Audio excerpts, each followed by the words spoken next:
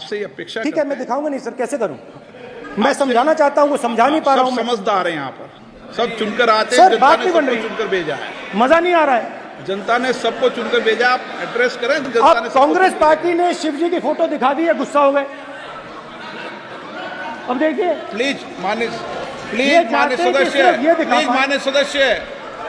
मान्य सदस्य, आप तो इस्लाम में भी कहा गया है, मैं पढ़ता हूं। एड्रेस इधर करें, ही सेड, एड्रेस इधर करें मान्य सदस्य। हाँ जी सॉरी, इस्लाम में भी लिखा गया है, कुरान में, the prophet peace be upon him said, he god said have no fear, I am with you hearing and seeing. मतलब इस्लाम में भी कहा गया है कि डरना नहीं है। और जब इस्लाम में दुआ मांगी जाती है तो दोनों हाथ से, दाएं हाथ से अभय मुद्रा दिखाई देता है। उसके बाद गुरु नानक जी की ओर चलते हैं।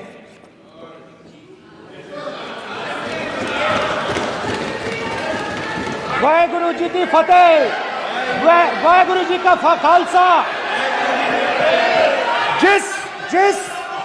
जिस धर्म पर आप हर रोज आक्रमण करते हो, गुरु नानक जी जो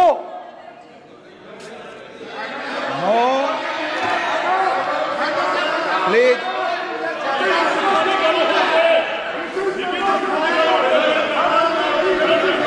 please please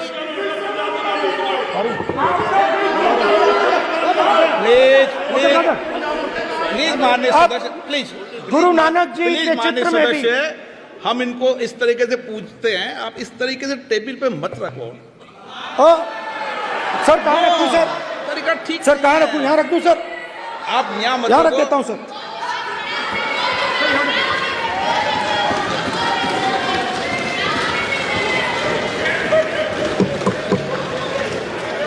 sir Guru Nanak ji के चित्र में भी आपको अभय मुद्रा दिखाई देगा। गुरु नानक जी भी कहते हैं कि डरो मत, डराओ मत।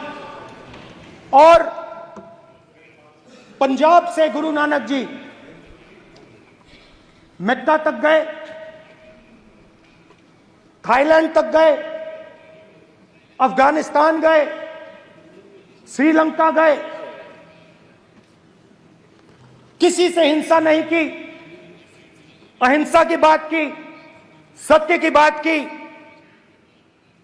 और किसी को उन्होंने अपनी जिंदगी में नहीं डराया। उसके बाद जीसस क्राइस्ट की इमेज देखिए, उसमें भी आपको अभय मुद्रा दिखाई देगा। जीसस क्राइस्ट की इमेज में भी अभय मुद्रा, डरो मत, डराओ मत। और जीसस क्राइस्ट ने कहा कि अगर आपको कोई थप्पड़ मारता है तो दूसरा गाल दिखा दो। उसके बाद बुद्ध भगवान, अभय मुद्रा।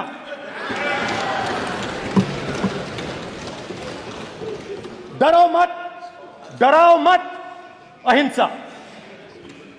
मतलब, और अंत में महावीर, डरो मत, डराओ मत, अभय मुद्रा।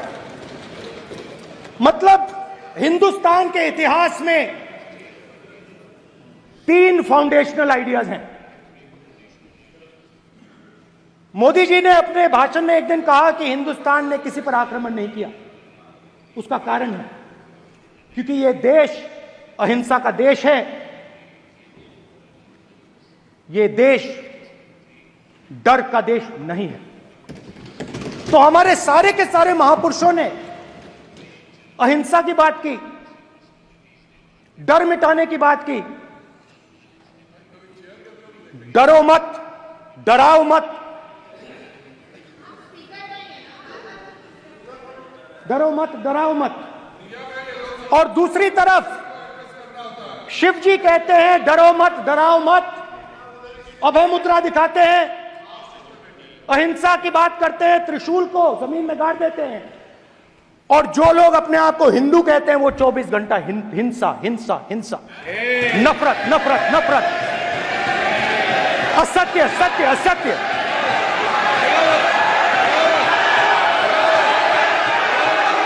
आप हिंदू हो ही नहीं,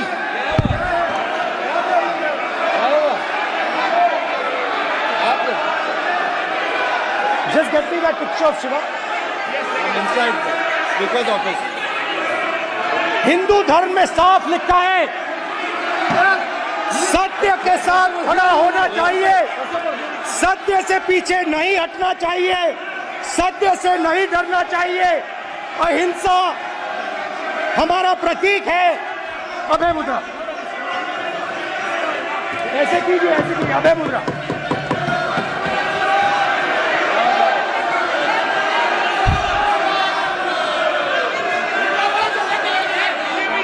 अब आप स्पीकर से कोई रूलिंग नहीं आएगा। Prime minister will not speak.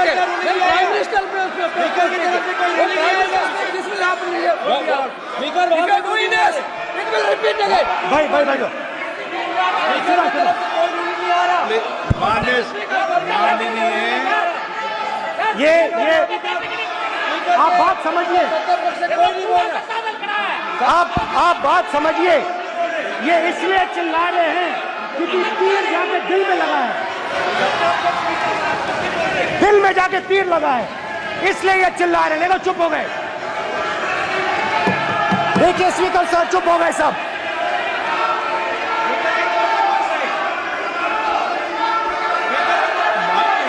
एक मिनट।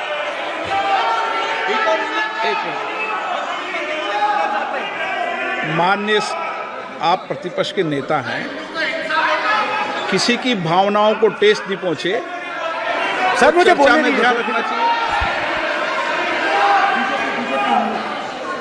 ये जो ये विषय बहुत गंभीर है, पूरे हिंदू समाज को हिंसक कहना ये गंभीर विषय है।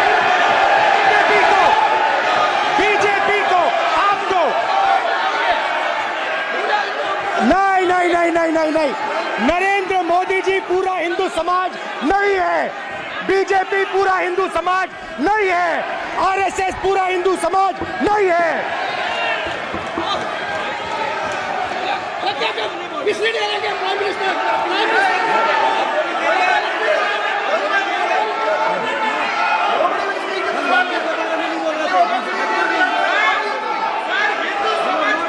भूपेंद्र यादव जी, ये ठेका नहीं है बीजेपी का। भूपेंद्र यादव जी, माननीय अध्यक्ष जी, शोर शराबा कर इतने बड़े वाकया को छिपाया नहीं जा सकता।